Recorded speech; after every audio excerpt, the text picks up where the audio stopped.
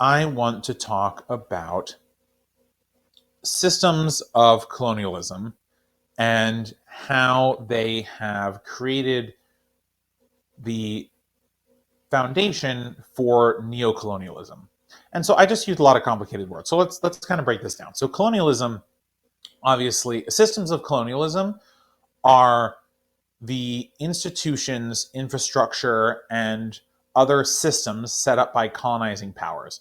So essentially, and we'll just use Britain because Britain was one of the great colonizers of history. And so, if Britain goes into a place, they've colonized it, the purpose of a colony is to produce raw resources for the mother country, who then takes those resources, transforms them into finished goods, and sells them to the country for a profit, and is able to extract resources kind of twofold. One, by getting the raw resources for almost nothing, and two, for making profit off of the whole transaction. So I will give you an example to kind of illustrate. So imagine, well, actually, no, I'll just give you one that's actually real. So when Britain conquered America, America had all these trees. So Britain took trees from America back to Britain. And they made the trees into tables and chairs and other wood products. And then they sent those wooden products, those finished products, right? So a finished product, trees are a raw resource, right? They come directly from the earth, directly or indirectly from the earth. Whereas manufactured from those raw resources, like a product, like a table or a chair or a door, whatever. You get the idea. So then Britain would take those chairs and tables and send them back to America and then sell the products to America for a profit. So, and by the way, because America was a colony, Britain could get those goods either for very little or for free because they were the mother country and they actively had control of the economy. So, by the way, when a country has control of another country's economy, they tend to build systems in order to facilitate this type of extraction, right? So a great example of this is in India and also in Nigeria, where Britain was the colonizer, and what they did was they built railroads, but the only places they built railroads were from mines and logging camps and other resource hubs, raw resource hubs, to the coasts. And the reason they did this was because the only thing Britain cared about was, how do I get the raw resources that I'm extracting from their mineral deposits or resource hubs to a place where I can take them back to Britain as fast as possible, right? And so railroads are a tremendous resource. They improve logistics by incredible amounts. The railroad was part of the reason why America could do so much expansion, right? Because they are able to build their own railroads and build railroads for the purpose of trade, internal trade within the country, and public transportation.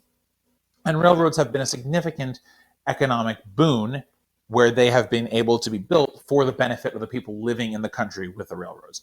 The problem with the railroads in Nigeria and in India, or at least some of this is changing, is that they were only built for the benefit of the colonizer, so the people couldn't really do anything with them, right? Even where people could use the railways, oftentimes it was so they could get to a place of labor, so that they could labor to get raw resources out of the ground, to get them as fast as possible to the ports, so they could go to the mother country, so they could be transformed into finished products, so they could come back and be sold for profit. You're starting to see a pattern, right? So these are what I would call systems of colonialism, right? They are the institutions and infrastructure that were built in order to further the colonial exploitative practice, which was the seizing of those raw materials and profiting off finished goods. So when I say this allows for neo-colonialism, I have to talk about what neo-colonialism too. So neo-colonialism is more of an economic transaction where a country uses things like infrastructure and debt and promises of public works projects in order to induce a country into an economic servitude of types. So the most prominent example of this, although by far not the only example of this, is China's Belt and Road Initiative. And China's Belt and Road Initiative, I've mentioned it on the show before, but I will just mention it briefly. The Belt and Road Initiative essentially says, hey, we, China, have lots of resources and lots of expertise in building infrastructure. You need infrastructure. So tell you what, we're going to build you some infrastructure. Now, that sounds great, right? Okay. But it's going to cost this much, and until you pay it back, we own it, right? So they essentially mortgage the infrastructure to the country in question, who doesn't actually own the infrastructure until they pay it back. Now, in the meanwhile, China profits from this relationship, not only in the interest that they are collecting from the loan that they have made, but also by imposing things like tariffs, tolls, and other ways of collecting fees from the infrastructure that they own, with the promise that, hey, we've set up these systems that when you eventually pay off these loans, you will get all the revenue from these. But we own it for now, like you agreed, so we get to get the revenue. So which sounds all fine because people have mortgages, right, and they eventually own their homes, and it's great. But the problem is what has been happening with the Belt and Road Initiative, and again, all of these neo-colonial projects, is that the loans are so large that the country who's taken them out can never repay them. And by the way, that's not an accident. That's the point. What it does is it essentially forever puts the country into an economic servitude or an economic debt to the country that's provided the service to them. And again, just like in colonialism, there are two methods of profit. There are the direct fees collected from the ownership of infrastructure in another country, which is taxes, tolls, tariffs, etc. And then there's the interest from the loan, all the while owning the infrastructure in another country, right? So these are what I call systems of neo-colonialism. They are essentially the same thing as the systems of colonialism, but for example, China doesn't have to claim Nigeria as its own in order for this to work, right? Or any other country that they've been involved with. They don't have to claim that country. They don't have to say it's Chinese territory. They simply have to create the economic situation that is similar enough to colonialism for them to profit the way that the colonial powers did. And by the way, one of the interesting things about colonialism and the end of colonialism is that in the 1950s, when colonial empires were falling apart, these economic relationships didn't end.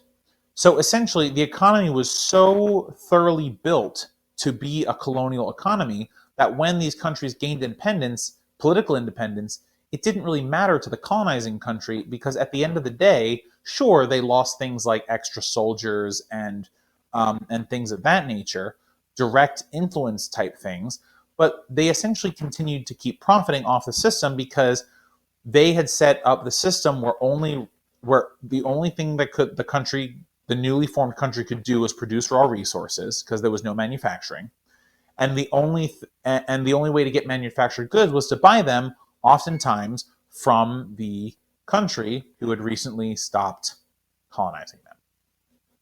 So we're seeing this right now with the Nigerian rail system, and I wanted to take the time to talk about this because essentially we're going to start seeing a lot of these neo-colonial exploits happening.